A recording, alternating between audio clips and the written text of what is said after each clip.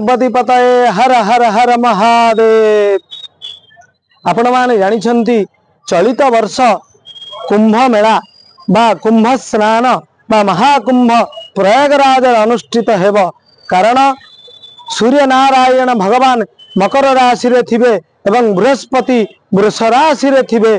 सेतिपई प्रयागराज रे महाकुंभ अनुष्ठित हेब। प्रयागराज रे काहींकी महाकुंभ होइथाय कारण प्रयागराज हेउछंती तीर्थनायक।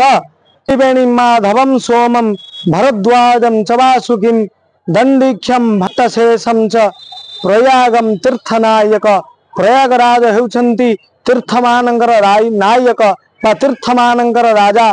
समस्त देवता वास करुथिबारु प्रयाग हेउछंती तीर्थनायक।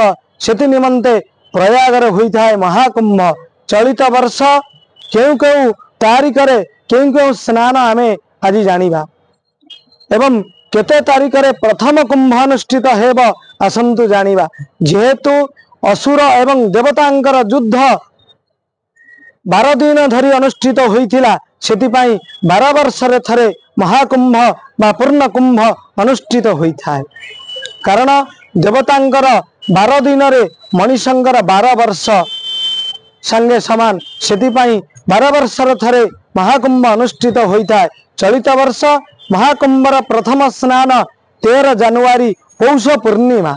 जो दिन पौष पूर्णिमा से दिन ही प्रथम स्नान अनुष्ठित हेब एवं द्वितीय स्नान बा प्रथम साई स्नान 14 जनवरी बा मकर संक्रांति रे प्रथम साई स्नान अनुष्ठित हेब। एवं जनवरी 29 तारीख मौनी अमावास्या रे द्वितीय साई स्नान अनुष्ठित हेब।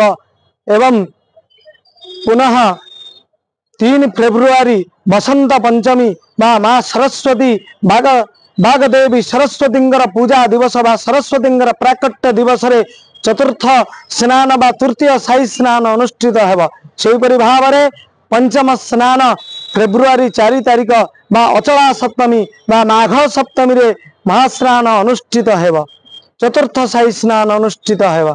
पुनः 12 फेब्रुआरी रे बा माघ पूर्णिमा बा जो माघ मासर शेष पूर्णिमा षष्ठ स्नान अनुष्ठित हेब। एवं अंतिम बा शेष स्नान कुंभर शेष स्नान 26 फेब्रुआरी बा महाशिवरात्रि रे एही महाकुंभर महाशेष स्नान अनुष्ठित हेब। एहिपरि महाकुंभ स्नान 13 जनवरी ठारू आरंभ करी 26 फेब्रुआरी पर्यंत अनुष्ठित हेब।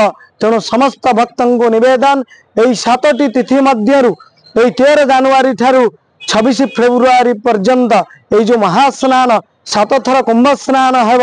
एही 7 थर मध्यरु गोटिए थर हेउना काहींकी जाइकी प्रयागराज रे स्नान करंतु।